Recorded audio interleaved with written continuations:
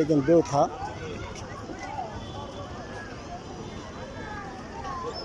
ঘাট।